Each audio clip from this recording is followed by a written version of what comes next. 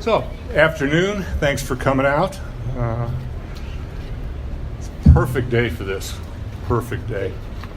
I'm going to read some things out of the Poems Against Cancer series of books that I've written. Coming on winter. 1. The old man sits on the bench in the park in the sunlight of an afternoon in October. He feeds the broken ends of day-old loaves to a dozen pigeons too busy eating to say thanks. A pair of turtle doves, slumming from Fleet Street, stop for a bite after staining the bronze man's horse. Superbird, disguised as a simple English sparrow, reports the scene from a safely distant tree, far from sotto voce himself, because he wants to make sure no one will miss a moment of what he reports. He detests pigeons and snobs, loathes stale bread. Still, even with the leaves around him blazing, he stands his watch with calm, eternal patience. This is, after all, the reason why he's gifted with the powers in this world. It belongs to the small and weak to help the old, to succor the frail against the evil forces of fate, hiding behind the cloaks of changing seasons. He stays in case the old man needs caring for. 2. November isn't knocking at the door. It's damn well kicked it in and claimed the whole house. The pigeons and doves are elsewhere, eating someone else's crumbled offerings. October's bench is occupied by strangers, and the old man hasn't been around for weeks. Superbird wonders if this is about age and death. He wonders if there was something he could have done. His heart breaks a little and the cold sinks in. Even all the powers on earth can't win it all. 3. Sparrow decides it's time to beat the clock, to be somewhere warmer, somewhere completely not this place of chilling winds.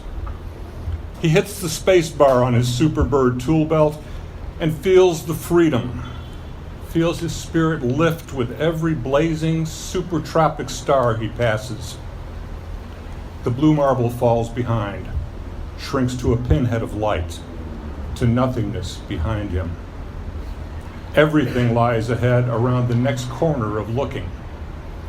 Still, he feels the tug. His heart begins to overflow with longing for the known. He'll turn back soon to winter, refreshed by explorations. That day in Jacksonville.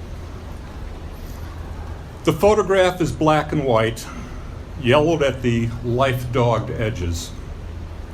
This was before we were happily married, after we hesitantly become lovers. And my memory of that cardigan you wore, the plaid skirt I envied its closeness, is sharper than forgetting their colors, but never as clear as remembering you. I think both were green, and your shoes were brown. I know your legs were tanned and beautifully bare. 5 things I should tell you. 1. I know where flowers go when the holy water of being loved evaporates, when the firmament is sucked back in time to a moment before creation, and all the processes sustaining immortality end in silent asphyxia. The keyed Pandora's boxes of our heart's histories hold them, keeping us safe as long as we're not foolish. 2. If I give you my spare change, the last penny above the pocket lint, or the grateful shape of my soul as it rises steam-like one fine day, would you feel more wanted or less? Take all the time you want to think about it. 3. When I knew my body was meant for you eternally instead of the time being, instead of until death does us, then I began to crave reincarnation. 4. If you knew the burn in my memory of your lipstick, the permanence of your lashes beneath my kiss, you would understand the whole of eternity and grace at once. 5. I need you to know the longest lonely is done with each good morning. Thank you.